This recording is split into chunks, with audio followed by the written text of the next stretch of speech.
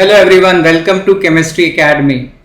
Today we are going to discuss a problem regarding hydrogen bonding and its application in our problem series in inorganic chemistry.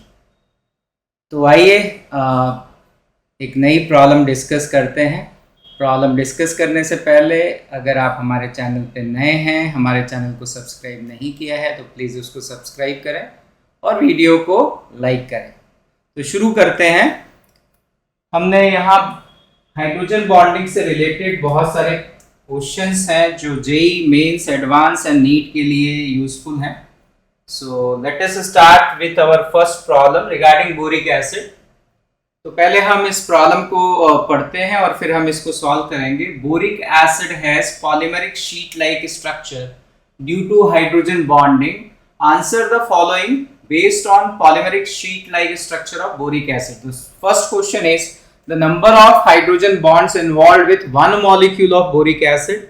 The second part is number of boric acid molecules attached by one molecule of boric acid through hydrogen bonding. The third part is number of hydrogen bonds between two molecules of boric acid. The fourth part is number of bonds formed by one oxygen atom and how many of them are covalent and how many of them are hydrogen bond. And the last part is the number of bonds formed by one hydrogen atom and how many of them are covalent and how many of them are hydrogen bond. तो boric acid का जो structure है अगर हम उसको draw करते हैं for boric acid, this is the boric acid structure. मैं यहाँ पे पहले आपके साथ डिस्कस करता हूँ कि बोरिक एसिड के स्ट्रक्चर को हम सिंप्लीफाइड फॉर्म में किस तरह से ड्रॉ कर सकते हैं। So you already know that कि अगर हम बोरिक एसिड का एक मॉलिक्यूल लेते हैं तो ये इस तरह का स्ट्रक्चर होगा बोरिक एसिड का। बोरिक एसिड का एक मॉलिक्यूल जो है बिकॉज ऑफ sp2 हाइब्रिडाइजेशन ये मॉलिक्यूल प्लेनर होना चाहिए। सो this is another OH group attached to boron and this is the third OH group attached to boron. तो ये बोरिक एसिड का स्ट्रक्चर है। Now because of hydrogen bonding, तो ये hydrogen bonding इसमें कौन कर सकता है? ये जो हाइड्रोजन एटम है ये हाइड्रोजन बॉन्ड से दूसरे बोरिक एसिड मॉलिक्यूल से जुड़ा होगा। ये जो ऑक्सीजन एटम है इसके पास लोन पेयर ऑफ इलेक्ट्रॉन है, तो ये यहाँ से एक दूसरे बोरिक एसिड मॉलिक्यूल से हाइड्रोजन बॉन्ड बना सकता है। इसी तरह से यहाँ पे ये जो ऑक्सीजन एटम है ये एक और मॉलिक्यूल से हाइड्रोजन बॉन्डिंग से जुड़ सकता है और ये हाइड्रोजन एटम भी हाइड्रोजन बॉन्डिंग कर सकता है। यहाँ भी इसी तरह से ये हाइड्रोजन एटम हाइड्रोजन बॉन्डिंग कर सकता है और ये ऑक्सीजन एटम भी हाइड्रोजन बॉन्डिंग कर सकता है। तो अगर आप देखें तो हर एक OH ग्रुप से दो हाइड्रोजन बॉन्ड अटैच्ड है। तो क्वेश्चन में यही पूछा गया है कि बोरिक एसिड का जो शीट लाइक स्ट्रक्चर है, पहली बात तो ये है कि बोरिक एसिड जो है वो शीट लाइक स्ट्रक्चर में क्यों है? Because of hydrogen bonding. Otherwise अगर ये हाइड्रोजन बॉन्डिंग नहीं होती तो ये गैसियस स्टेट में होना चाहिए था। जैसे BF3 गैसियस स्टेट में, वैसे ही BOH थ्राइस भी गैसियस स्टेट में होना चाहिए था, but because of hydrogen bonding it is present in solid state. तो ये शीट लाइक सॉलिड स्ट्रक्चर है। तो आपसे जो पहला क्वेश्चन पूछा गया है, first question was regarding number of hydrogen bonds involved with one molecule of boric acid. तो बोरिक एसिड के एक मॉलिक्यूल से हम यहाँ बता सकते हैं कि 6 hydrogen bonds are involved in the with respect to one molecule of boric acid. Actual structure अगर हम देखें इसको, बोरिक एसिड का जो स्ट्रक्चर है वो इस तरह का स्ट्रक्चर है, शीट लाइक स्ट्रक्चर।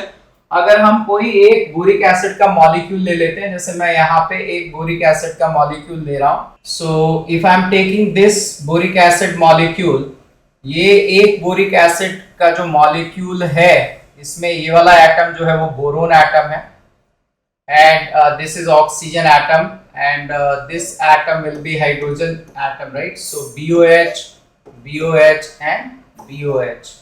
तो ये बोरिक एसिड का एक मॉलिक्यूल है और ये 6 हाइड्रोजन बॉन्ड्स बना रहा है। That is the first part of the question, right? The second part of the question is second part जो क्वेश्चन का है वो है number of boric acid molecule attached by one molecule of boric acid. इसमें student गलती कर सकते हैं अगर उन्हें सही से स्ट्रक्चर नहीं पता, कि अगर उनको लगता है कि एक मॉलिक्यूल 6 हाइड्रोजन बॉन्ड फॉर्म कर रहा है, तो इसका मतलब ये हुआ कि एक मॉलिक्यूल 6 बोरिक एसिड मॉलिक्यूल से अटैच होगा। ऐसा नहीं है। एक बोरिक एसिड का जो मॉलिक्यूल है, आप देखेंगे इस स्ट्रक्चर में, you can see that it is connected with 3 boric acid molecule. तो तीसरा क्वेश्चन हमारा यही था कि एक बोरिक एसिड मॉलिक्यूल और दूसरे बोरिक एसिड मॉलिक्यूल में कितने नंबर ऑफ हाइड्रोजन बॉन्ड्स हैं। तो फर्स्ट थिंग इज दैट कि एक बोरिक एसिड का मॉलिक्यूल दूसरे बोरिक एसिड के मॉलिक्यूल, एक मॉलिक्यूल 3 बोरिक एसिड के मॉलिक्यूल से अटैच्ड है, and between 2 boric acid molecules there are 2 hydrogen bond. So I think that यहाँ पे सेकेंड और थर्ड पार्ट का आंसर आ गया है। अगर हम यहाँ मूव करते चलें तो फर्स्ट पार्ट का आंसर जो था that is equal to 6 and the answer of the second part is 3 and third part is number of hydrogen bonds between 2 molecules of boric acid। तो 2 बोरिक एसिड के molecule में 2 hydrogen bonds exist कर रहे हैं। the number of bonds formed by one oxygen atom and how many of them are covalent and how many of them are hydrogen bond। so if we go through the structure again, आप इस structure में भी देख सकते हैं कि ये जो ऑक्सीजन एटम है, ऑक्सीजन एटम जो है वो टोटल 3 बॉन्ड्स बना रहा है, जिसमें से 2 बॉन्ड्स जो हैं वो कोवलेंट बॉन्ड्स हैं, 2 are covalent bonds and 1 is hydrogen bond. तो हम ये कह सकते हैं कि ऑक्सीजन का एक एटम बोरोन एटम और एक हाइड्रोजन एटम से कोवलेंट बॉन्ड से अटैच्ड है, और ये ऑक्सीजन एटम अदर मॉलिक्यूल के हाइड्रोजन एटम से हाइड्रोजन बॉन्डिंग में पार्टिसिपेट कर रहा होगा, right. So total bonds formed by one oxygen atom is 3, in which 2 bonds are covalent and 1 is hydrogen bond। Similarly, the last part of the question is कि एक hydrogen atom कितने bond बना रहा है। If we see here, one hydrogen atom is forming 2 bonds। इसमें से एक bond जो है वो कोवलेंट बॉन्ड है और दूसरा एक बॉन्ड हाइड्रोजन बॉन्ड है, right. So one bond is covalent and other bond is hydrogen bond. So these are the 5 questions asked about boric acid. तो बोरिक एसिड के मॉलिक्यूल को अगर इसका शीट लाइक स्ट्रक्चर देखें, मतलब इस तरह का है, ये बोरोन है, right. This centre atom is boron atom and these are 3 oxygen atom, or we can say from this boron atom there are 3 OH group attached to it। ये 3 OH group attached हैं, और इसी तरह से आप देख सकते हो यहाँ पे ये जो बॉन्ड लेंथ है, ये बड़ी वाली जो बॉन्ड लेंथ है, तो यहाँ एक हाइड्रोजन बॉन्ड है और यहाँ एक हाइड्रोजन बॉन्ड है। तो हर एक हाइड्रोजन एटम और ऑक्सीजन एटम एक एक हाइड्रोजन बॉन्ड में पार्टिसिपेट कर रहा है। और अच्छी बात यह है कि इस मॉलिक्यूल और एक अदर बोरिक एसिड मॉलिक्यूल के बीच में 2 हाइड्रोजन बॉन्ड्स हैं, right। So one molecule is attached with 3 other boric acid molecule through hydrogen bonding, and between 2 boric acid molecules there are 2 hydrogen bonds। So I hope that कि आपको ये boric acid के 5 सवाल जो कि बहुत ही important है, ये आपको पता चल गए होंगे। एक क्वेश्चन ये भी पूछा जाता है कि बोरिक एसिड जो है वो उसकी सॉल्युबिलिटी वाटर में कम होती है, व्हाट इज द एक्सप्लेनेशन। तो एक्सप्लेनेशन इज दैट कि at low temperature the solubility of boric acid in water is less because of hydrogen bonding। जैसे जैसे हम टेम्परेचर इंक्रीज करते हैं, ये जो हाइड्रोजन बॉन्ड्स हैं ये ब्रेक करते हैं और बोरिक एसिड की solubility टेम्परेचर बढ़ाने पे बढ़ती है in water. So let us discuss the new problem. दूसरी प्रॉब्लम डिस्कस करते हैं। This is about metaboric acid, right. So ये एक तरह की अगर आप यहाँ पे स्ट्रक्चर देख पा रहे हैं तो ये ट्राइमेरिक मेटाबोरिक एसिड है, ठीक है। So on heating orthoboric acid below 130 degree Celsius it is converted into alpha metaboric acid. It forms ring shape molecule of HbO3 thrice, that is trimeric metaboric acid। The individual molecules are linked via hydrogen bond into 2-dimensional layer So answer the following questions regarding the two-dimensional layer structure of trimeric metaboric acid HbO2 whole thrice। तो हमें पता है कि अगर हम ortho prefix कब use करते हैं, ऑर्थो प्रीफिक्स हम उन ऑक्सी एसिड्स के लिए यूज करते हैं जिनके लिए हम मेटा प्रीफिक्स यूज कर सकते हैं। जैसे कि फास्फोरिक एसिड में मेटा फास्फोरिक एसिड होती है, इसी तरह से हम उसको ऑर्थो फास्फोरिक एसिड भी कहते हैं। फॉस्फोरस एसिड का भी मेटा फास्फोरस एसिड होती है, that's why we can say that it is ortho phosphorus acid. तो जिन एसिड्स में मेटा प्रीफिक्स लगता है उनमें ऑर्थो प्रीफिक्स भी लगता है। तो यहाँ पे क्वेश्चन अगेन वही 5 है। पहला क्वेश्चन है total number of hydrogen bonds formed by one molecule of trimeric metaboric acid, then the second part is number of HbO2 thrice molecules attached with one molecule of trimeric metaboric acid through hydrogen bonding, number of hydrogen bonds between two molecules of trimeric metaphosphoric acid. Fourth question is number of bonds formed by one star mark oxygen atom, how many of covalent bonds and how many are hydrogen bond, and the last question is number of bonds formed by one hydrogen atom, how many of them are covalent bond and how many of them are hydrogen bond. So similar type of 5 questions are there about trimeric metaboric acid, right? So let us discuss। इन्होंने already structure दे रखा है, आप यहाँ पे देखें तो ये जो है दिस इज बोरोन एटम, ये बोरोन एटम है, right? This is a boron atom, this is oxygen atom, again this is oxygen atom, this is boron atom, and this is oxygen atom. So symmetrically we are making BOB bonds, and this is OH group attached to this boron atom, OH group attached to this boron atom, and OH group attached to this boron atom. तो ये structure दे रखा है trimeric metaboric acid का। अब हमें ये भी बताया गया है कि ये जो trimeric metaboric acid है, this trimeric metaboric acid is existing in sheet like structure, right? Because of hydrogen bonding, and then we have to answer it. So again we can see here that जैसे कि हमने boric acid में देखा था वैसे ही situation यहाँ develop हो रही है कि ये वाला जो हाइड्रोजन एटम है, this hydrogen atom can participate in hydrogen bonding।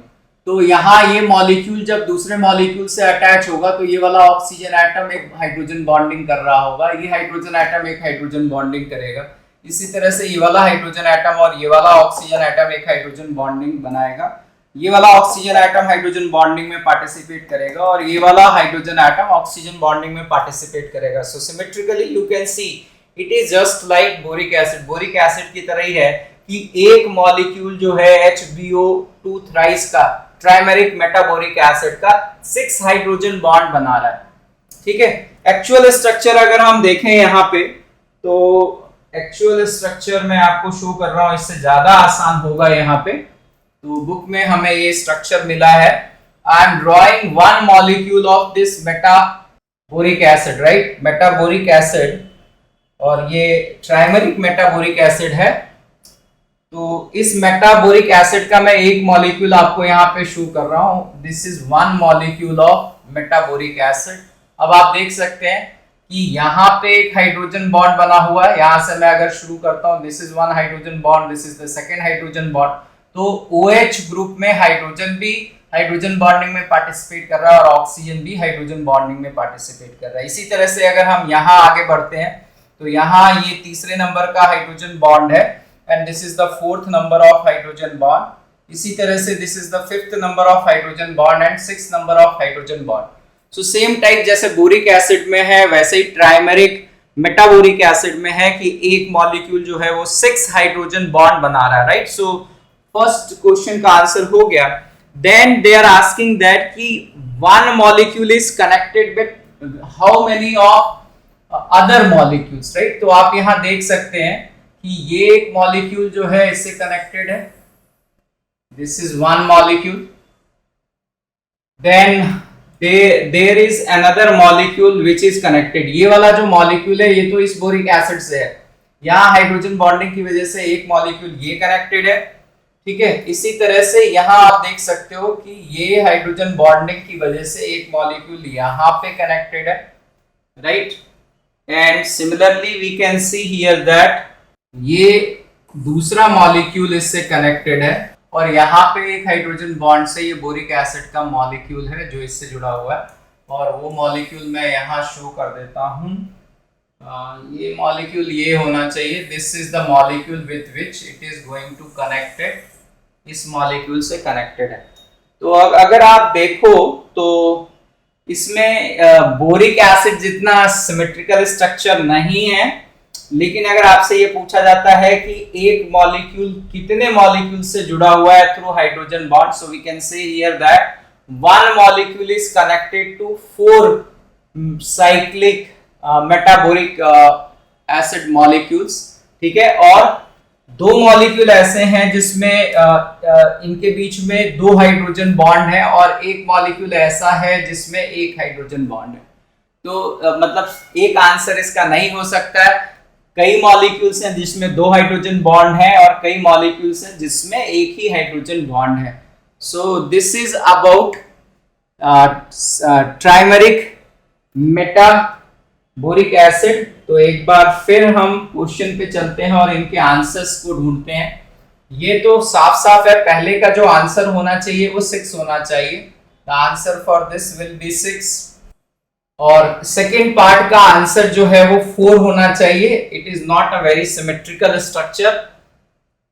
And third का answer number of hydrogen bond between 2 molecules of boric acid. तो आंसर्स इसके 2 हैं। एक आंसर हो सकता है 2, 4 मॉलिक्यूल से सराउंडेड है, 2 मॉलिक्यूल से वो 2 हाइड्रोजन बॉन्ड बना रहा है और बाकी जो 2 मॉलिक्यूल हैं उससे एक हाइड्रोजन बॉन्ड बना रहा है। So total number of hydrogen bond is 6। So there are 2 molecules through which it is connected through 2 hydrogen bond and there are 1 molecules, means there are 2 molecules through which it is connected to 1 hydrogen bond, right। तो इस तरह की bonding है trimeric metaboric acid में। Fourth part is number of bonds formed by 1 oxygen atom. तो ये तो आपको साफ दिखाई दे रहा है कि जो नंबर ऑफ बॉन्ड्स फॉर्म्ड है वो 3 बॉन्ड्स हैं, जिसमें से 2 बॉन्ड्स जो है वो कोवलेंट है and 1 bond is hydrogen bond. ये वाला बॉन्ड जो है वो हाइड्रोजन बॉन्ड है। सो टोटल ऑक्सीजन 3 बॉन्ड्स बना रहा है, जिसमें से 2 कोवलेंट और 1 हाइड्रोजन बॉन्ड है। इसी तरह से ये वाला हाइड्रोजन एटम जो है वो टोटल 2 बॉन्ड बना रहा है, जिसमें से 1 कोवलेंट है और 1 hydrogen bond, right. So these are the questions that can be asked about cyclic metaboric acid, right. So let us move further, आगे बढ़ते हैं, देखते हैं कि आगे क्या क्वेश्चन है हाइड्रोजन बॉन्डिंग के ऊपर based. The third question is about ice. Ice के बारे में बहुत सारे क्वेश्चंस पूछे जाते हैं। So let us first read the question. Ice has cage like structure due to hydrogen bonding. In this structure vacant space are lift when, lift नहीं है, ये लेफ्ट होना चाहिए। सो राइटिंग एरर है यहाँ पे।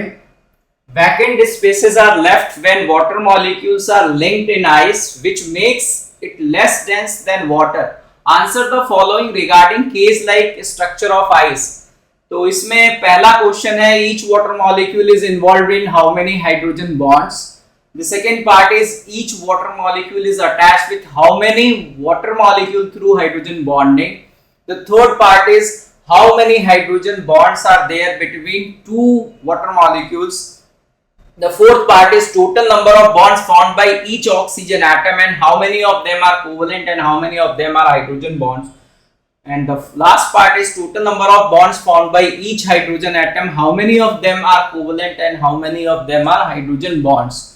तो पहले हम इसको डिस्कस करते हैं कि जो आइस का स्ट्रक्चर होना चाहिए वो किस तरह का। आइस का जो स्ट्रक्चर है उसको हम केज लाइक स्ट्रक्चर कहते हैं।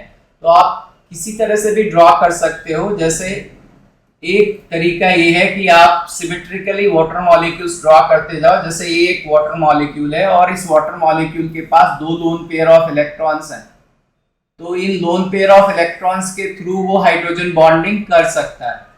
तो अब मुझे अगर केस लाइक स्ट्रक्चर ड्रॉ करना है तो मैं एक वाटर मॉलिक्यूल यहाँ पे ड्रॉ कर लेता हूँ। I am drawing one water molecule और ये हाइड्रोजन एटम के थ्रू एक और वाटर मॉलिक्यूल इससे अटैच होगा। From this hydrogen atom through hydrogen bonding one more water molecule is attached to it. एक लोन पेयर से एक हाइड्रोजन बॉन्ड यहाँ फॉर्म हो रहा होगा। So there is a formation of hydrogen bond.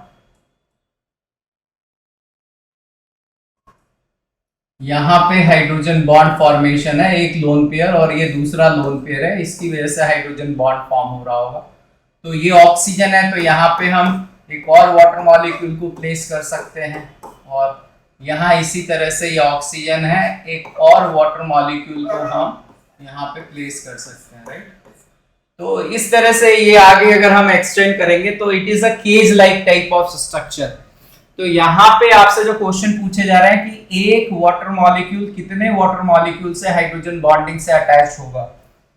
So from here we can see that अगर ये एक मैंने वाटर मॉलिक्यूल लिया तो ये वाला वाटर मॉलिक्यूल 4 वाटर मॉलिक्यूल से हाइड्रोजन बॉन्डिंग से कनेक्ट है।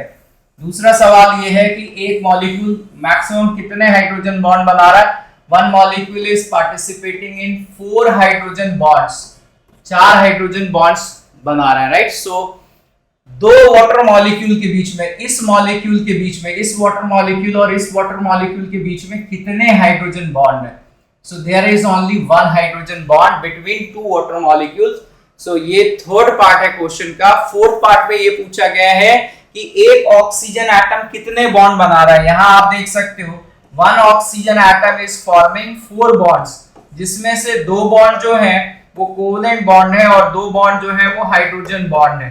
इसी तरह से क्वेश्चन है कि एक हाइड्रोजन एटम कितने बॉन्ड में पार्टिसिपेट कर रहा है। तो अगर हम इस हाइड्रोजन एटम या किसी इस हाइड्रोजन एटम को देखते हैं तो 1 hydrogen atom is participating in 2 bonds. इनमें से एक बॉन्ड जो है वो कोवेलेंट बॉन्ड है और एक जो है वो हाइड्रोजन बॉन्ड है, right. So these are the answers for 5 type of problem कि एक मॉलिक्यूल 4 हाइड्रोजन बॉन्ड्स बना रहा है और एक मॉलिक्यूल जो है वो 4 वाटर मॉलिक्यूल से अटैच्ड है। Between 2 water molecule there is 1 hydrogen bond. इस तरह के केज लाइक स्ट्रक्चर से क्या होता है कि ये लिखा ही है क्वेश्चन में कि इसमें जगह छूट जाती है because of hydrogen bond. This bond length is longer than this bond length, ये बॉन्ड लेंथ छोटी है और ये बॉन्ड लेंथ बड़ी है, तो यहाँ गैप होता है and because of that the density of ice is less than the density of water and the ice can float on water because of its crystalline structure। ये जो भी हाइड्रोजन बॉन्डिंग की वजह से इसका स्ट्रक्चर है, इसी की वजह से the density of ice is less than the density of water। so ये यहाँ पे शो कर रखे हैं, आप देख सकते हो इस फिगर में। वाटर का कोई एक मॉलिक्यूल ले लेते हैं और उसको हम रिलेट करते हैं कि वो कितने वाटर मॉलिक्यूल से अटैच्ड है। तो suppose if I am taking this as 1 water molecule, ठीक है, ये वाला जो है एक वाटर मॉलिक्यूल मैं ले लेता हूं। This is 1 water molecule. तो ये 3 डायमेंशनल सॉलिड है, तो इस वजह से थोड़ा सा ये कॉम्प्लिकेटेड दिख रहा है, लेकिन आप ये काउंट कर सकते हो कि ये एक वाटर मॉलिक्यूल यहाँ हाइड्रोजन बॉन्ड से अटैच्ड है इससे, ठीक है। दूसरा वाटर मॉलिक्यूल यहाँ अटैच्ड है, ये इससे अटैच्ड है। ये दूसरा वाला वाटर मॉलिक्यूल ये हम देख सकते हैं, ये वाला वाटर मॉलिक्यूल इससे अटैच्ड है, ठीक है। फिर इसी तरह से ये तीसरा वाटर मॉलिक्यूल इससे अटैच्ड है through hydrogen bond and we can see that कि इस हाइड्रोजन बॉन्ड से ये चौथा वाटर मॉलिक्यूल यहाँ पे अटैच्ड है। तो थोड़ा ये 3D में है, इतना अच्छा नहीं दिख रहा है, but whatever we have discussed they are showing the same thing. तो ये आइस का स्ट्रक्चर है। Moving to the next part of the problem, और क्या पूछा गया है हाइड्रोजन बॉन्डिंग के एप्लीकेशन में। ये बहुत कॉमन क्वेश्चन है, arrange the following in increasing order of boiling point. तो वो मॉलिक्यूल जो हाइड्रोजन बॉन्डिंग कर सकते हैं, जैसे ये नाइट्रोजन फैमिली में अमोनिया जो है that can participate in hydrogen bonding. इसी तरह से ऑक्सीजन फैमिली में water can participate in hydrogen bonding and hydrogen fluoride can participate in hydrogen bonding. इन तीनों को छोड़ दिया जाए तो ये सारे जो मॉलिक्यूल्स हैं पोलर मॉलिक्यूल्स हैं। इन पोलर मॉलिक्यूल्स में डायपोल मोमेंट के साथ साथ लंडन डिस्पर्सन फोर्सेस भी होती हैं। जैसे आपको ये पता है कि अगर कोई मॉलिक्यूल पोलर मॉलिक्यूल है तो इस पोलर मॉलिक्यूल में दो तरह की फोर्सेस होती हैं। लंडन डिस्पर्सन फोर्सेस तो हर मॉलिक्यूल में होती है, राइट। इसको हम लंडन फोर्सेस या डिस्पर्सन फोर्सेस या लंडन डिस्पर्सन फोर्सेस कहते हैं, जो कि induced dipole force of attraction है। और दूसरा इसमें, क्योंकि ये मॉलिक्यूल पोलर है, ये सारे के सारे मॉलिक्यूल पोलर हैं, तो इनमें जो है डायपोल फोर्स ऑफ अट्रैक्शन भी है। Dipole force of attraction. So इन दोनों को अगर हम ऐड कर देंगे तो नेट फोर्स ऑफ अट्रैक्शन इन सारे मॉलिक्यूल्स में आएगा।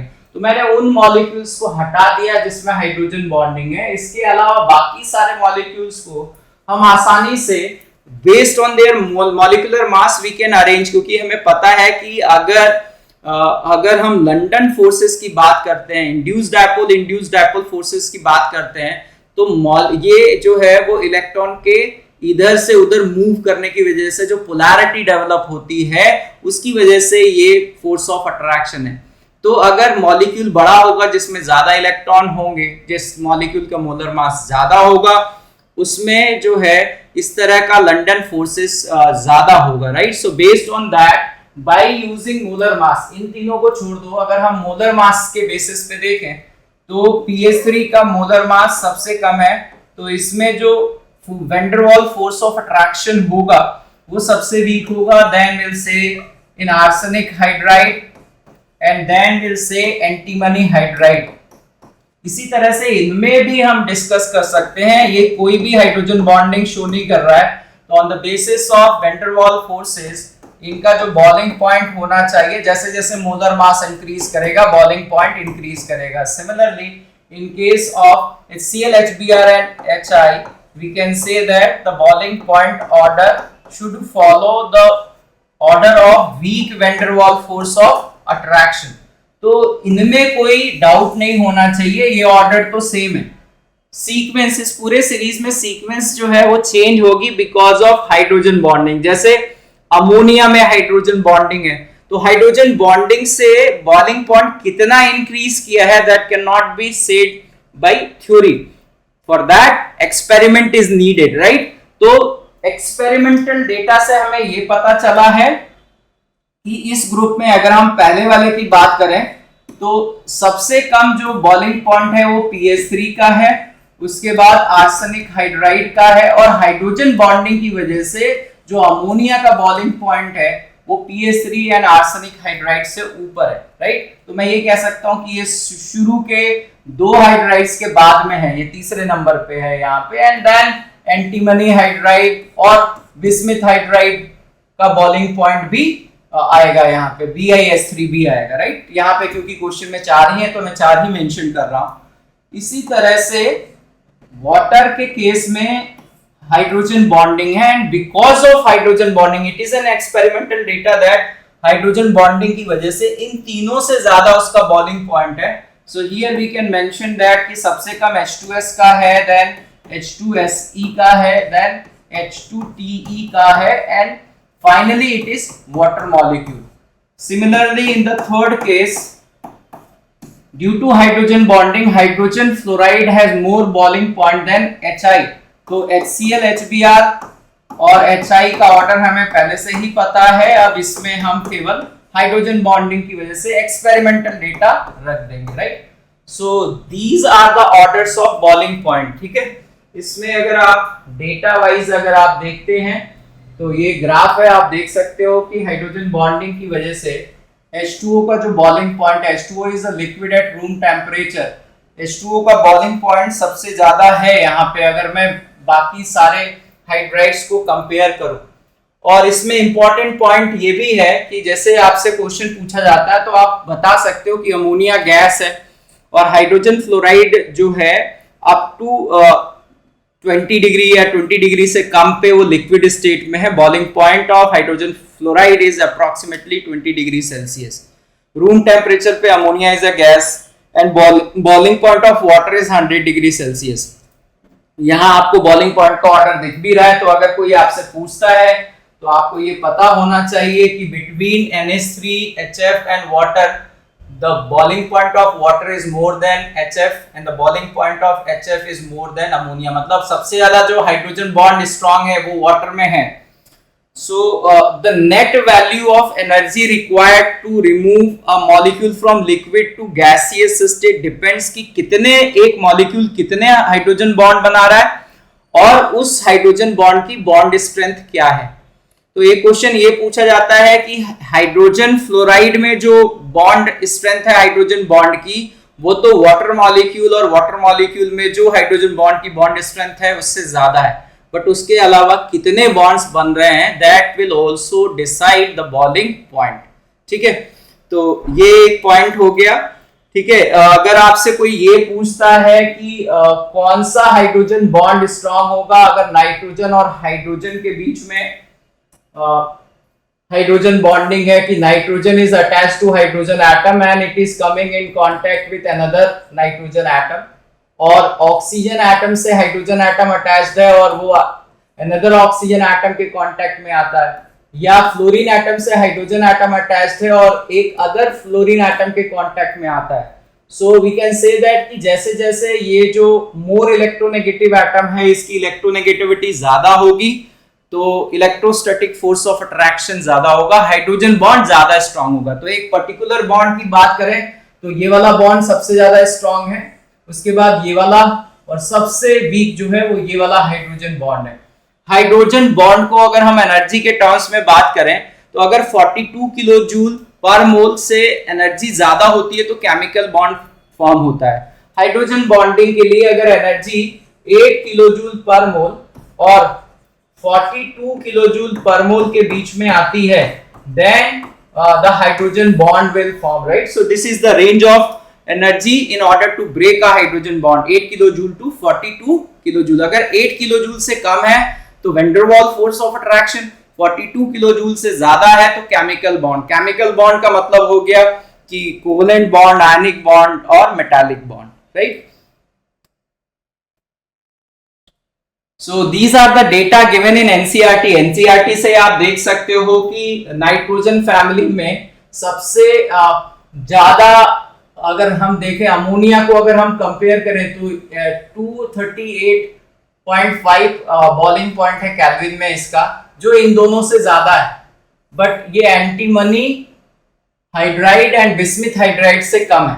इसी तरह से अगर हम 16 ग्रुप के हाइड्राइड्स को देखें तो यहाँ पे जो बॉइलिंग पॉइंट है, if we see the boiling point 373 kelvin which is greater than all of these.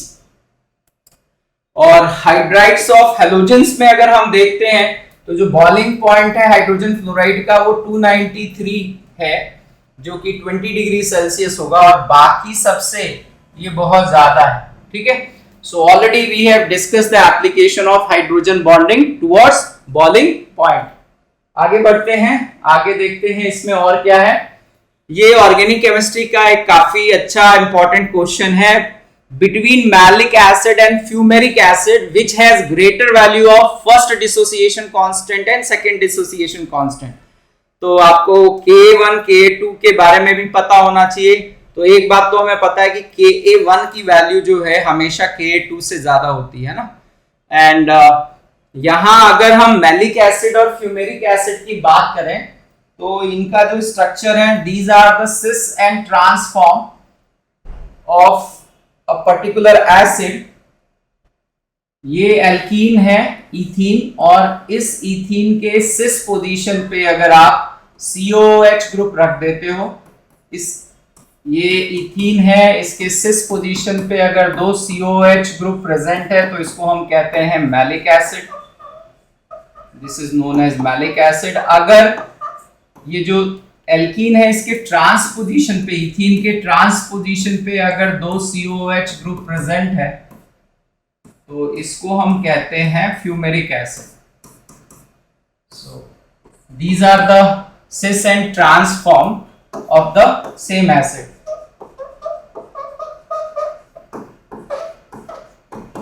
अब अगर हमें ये बताना है कि पहला डिसोसिएशन कांस्टेंट किसका ज्यादा होगा, तो इसके लिए हमें एसिड और कॉन्जुगेट बेस का कॉन्सेप्ट देखना है। एसिड एंड कॉन्जुगेट बेस, जैसे अभी मैं डिस्कस कर रहा हूं यहाँ maleic acid which is a cis form. तो ये जो एसिड है it is a dibasic acid and dibasic weak acid. जब ये डिसोसिएट होगी तो एक H+ देगी ये एसिड, और इससे जो बनेगा वो कॉन्जुगेट बेस है। तो अगर ये मेलिक एसिड है तो ये इसका कॉन्जुगेट बेस है। This will be the conjugate base of this malic acid. अगर कॉन्जुगेट बेस हाइड्रोजन बॉन्डिंग की वजह से स्टेबल है, इसका मतलब ये है कि रिएक्शन बैकवर्ड में कम जाएगी, फॉरवर्ड में ज्यादा जाएगी, राइट। तो हाइड्रोजन बॉन्डिंग की वजह से हम ये कह सकते हैं कि ये स्ट्रक्चर स्टेबल है, मतलब H+ ज्यादा एग्जिस्ट करेगा।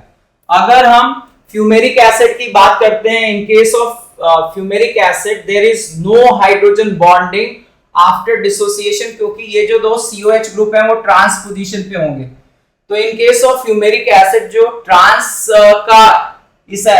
एसिड का जो कॉन्जुगेट बेस होगा वो कम स्टेबल होगा।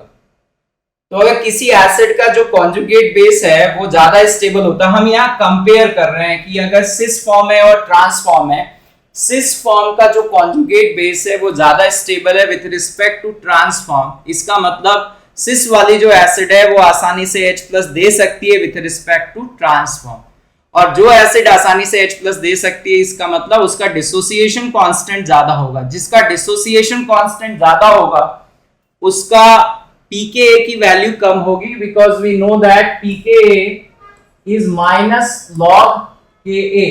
तो pKa and Ka are inversely proportional. तो यहां से हमने कंक्लूड ये किया कि जो Ka की वैल्यू है या K1 की वैल्यू है, K1 for cis form is greater than K1 for trans form. अगर ये ऐसा है तो मैं pKa के लिए क्या कहूंगा, जिसका Ka बड़ा है उसका pKa छोटा होगा। So from here I can say that pK1 of cis form should be less than pK1 of trans form, right? तो यहां से ये जो ऑब्जर्वेशन है हम इसको समझा सकते हैं on the basis of hydrogen bond. इसके बाद अगर हम बात करें कि जो सेकेंड डिसोसिएशन कांस्टेंट है, अगर ये कॉन्जुगेट बेस मतलब ये एसिड है इस बेस का, तो ये जो एसिड फॉर्म है हाइड्रोजन बॉन्डिंग की वजह से ये ज्यादा स्टेबल है, ये ब्रेक नहीं करना चाहता, मतलब K2 की वैल्यू जो होगी सिस के लिए वो कम होगी। So again from hydrogen bonding, now this is acid and that is base. तो ये वाली एसिड हाइड्रोजन बॉन्डिंग की वजह से स्ट्रॉन्ग है, स्टेबल है, तो ये जो है वो डिसोसिएट नहीं होगी, ये स्टेबल है इसलिए डिसोसिएट नहीं होगी।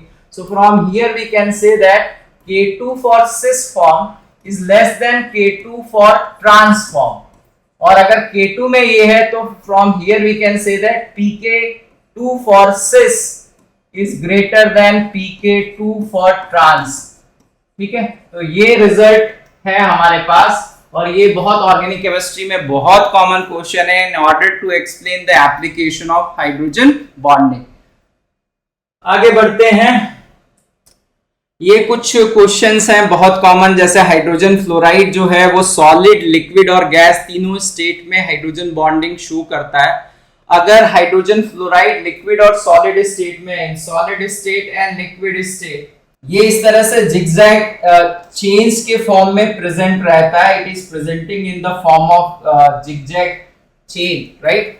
तो आप देख सकते हैं कि यहां से यहां तक there are two types of hydrogen fluorine bond। ये वाला बॉन्ड कोवेलेंट बॉन्ड है, ये छोटा है, और ये हाइड्रोजन बॉन्ड है, ये बड़ा है, right. So this is a zigzag type of structure। This type of structure is in solid and liquid state of hydrogen fluoride।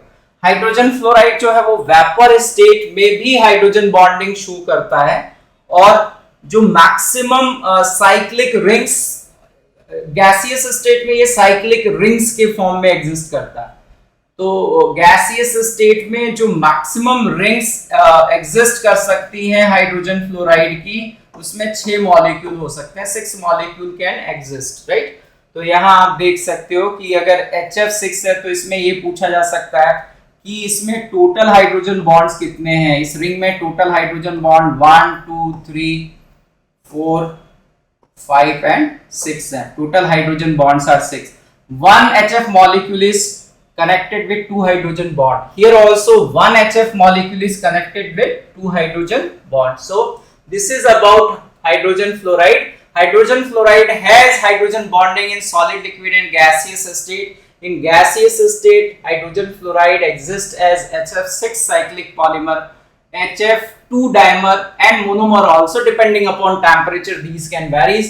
In solid and liquid state it exists in zigzag chain polymers. तो कई बार ये structure भी पूछा जाता है कि solid और liquid state में कौन सा स्ट्रक्चर सही है। तो आप ये स्ट्रक्चर देख सकते हैं, right. So let us move further. और क्या क्वेश्चन बन सकते हैं? Explain the following.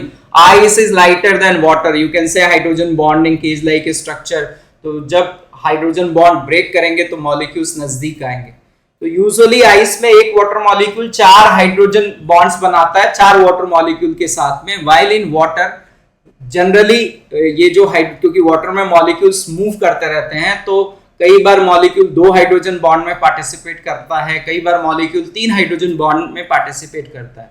तो वाटर में मॉलिक्यूल नजदीक होते हैं, इसलिए वाटर की डेंसिटी जो है वो आइस से ज्यादा होती है। The second question is H2O show the highest density at 4 degree Celsius.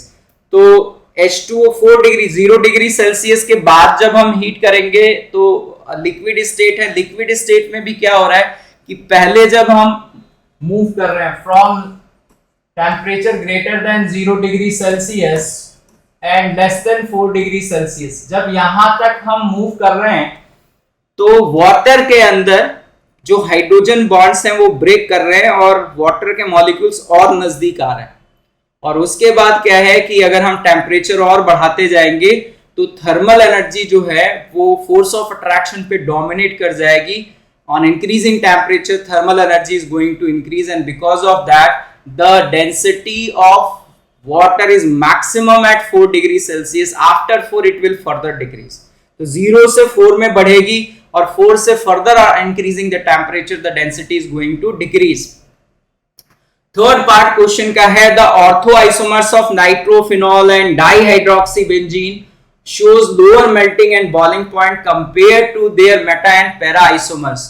तो ये बहुत कॉमन क्वेश्चन है। 2 तरह की हाइड्रोजन बॉन्डिंग होती है, एक होती है intra molecular with in molecule और एक होती है इंटर मॉलिक्यूल।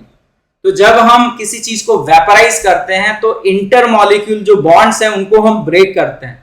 तो जिसमें inter molecular hydrogen bonding strong होगी उसका बॉइलिंग पॉइंट या उसका मेल्टिंग पॉइंट ज्यादा होगा। जिसमें इंट्रा मॉलिक्यूलर हाइड्रोजन बॉन्डिंग होगी, इसका मतलब एक मॉलिक्यूल और दूसरे मॉलिक्यूल के बीच में weak van der Waals force of attraction होगा। तो ऐसे सब्सटेंसेस जो intramolecular hydrogen bonding show करते हैं they are volatile in nature because the force of attraction between one molecule and other molecule is van der Waals type of force of attraction. So that is the answer for question number 3. Fourth है NaHCO3 and HB boric acid are not much soluble in water. Reason is hydrogen bonding. तो आपको ये पता होना चाहिए कि NaHCO3 में जो बाइकार्बोनेट आयन है, ये देखिए ये एक बाइकार्बोनेट आयन है यहाँ पे, this is one bicarbonate ion. So this bicarbonate ion is attached with another bicarbonate ion through hydrogen bonding. Hydrogen bonding के through ये आपस में attached है. Again the other bicarbonate ion is attached through hydrogen bonding. These are Na plus ion, right? तो linear chain polymer form होता है in case of NaHCO3 और KHCO3 में केवल डाइमराइज होता है, डाइमर फॉर्मेशन होता है। So because of that we can say that कि जो alkali metals के bicarbonate हैं, as we move down the group the solubility in water is going to increase, क्योंकि वहां पे जैसे जैसे हम ग्रुप में नीचे की तरफ आते हैं हाइड्रोजन बॉन्ड उतना स्ट्रांग नहीं होता। सबसे ज्यादा स्ट्रांग NaHCO3 में होगा और जैसे जैसे हम डाउन द ग्रुप मूव करेंगे, जैसे KHCO3 में केवल वो डाइमर है, पहले वाले में लीनियर चेन है, सो इससे फर्क पड़ता है। ठीक है, तो सबसे कम सॉलिबिलिटी NaHCO3 की होगी और फिर solubility down the group increase करेगी। और these are because of hydrogen bond. Boric acid में भी आपको मैंने डिस्कस कर ही दिया है कि सॉलिबिलिटी का जो रीजन है वो हाइड्रोजन बॉन्ड है। तो लो टेम्परेचर पे वाटर में बोरिक एसिड की सॉलिबिलिटी कम, टेम्परेचर बढ़ाने पे सॉलिबिलिटी बढ़ती है, right. And the fifth is NaHCO3 is less soluble than Na2CO3 in water. NaHCO3 में bicarbonate ion can participate in hydrogen bonding and it is linear chain hydrogen bonding. You can see that one bicarbonate ion is attached with two bicarbonate ions with hydrogen bonding. तो linear chain है, तो इस वजह से hydrogen bonding की वजह से solubility कम है, राइट। Na2CO3 में कार्बोनेट आयन है, कार्बोनेट आयन में हाइड्रोजन है ही नहीं, there is no hydrogen atom, so there is no possibility of hydrogen bonding. ये RNA और DNA का जो स्ट्रक्चर है ऑर्गेनिक केमिस्ट्री में आपको बहुत डिटेल में आप पढ़ेंगे इसमें, लेकिन एक क्वेश्चन जो है वो केमिकल बॉन्डिंग से पूछा जाता है। तो कुछ बातें हैं जैसे यहाँ जो लिखी हुई है, ये आप देखो, ये DNA का स्ट्रक्चर है। DNA का फुल फॉर्म है डिऑक्सी राइबो न्यूक्लिक एसिड और आरएनए का है राइबो न्यूक्लिक एसिड। तो इन सारे न्यूक्लिक एसिड में आप ये देख सकते हो कि ये सारे जो पार्ट है adenine, uracil, guanine and cytosine, these are I think कि जो डीएनए है उसमें 4 तरह की होती हैं, ठीक है। ये जो एसिड्स होती हैं, यहाँ पे यूरेसिल की जगह थायमिन होती है, यूरेसिल की जगह थायमिन है। तो ये आरएनए का पार्ट है और ये डीएनए का पार्ट है। क्वेश्चन ये पूछा जाता है कि जैसे ये जो न्यूक्लिक एसिड है जी और सी, राइट, जी का मतलब ये है ग्वेनाइन एंड सी का मतलब है cytosine, so they are connected.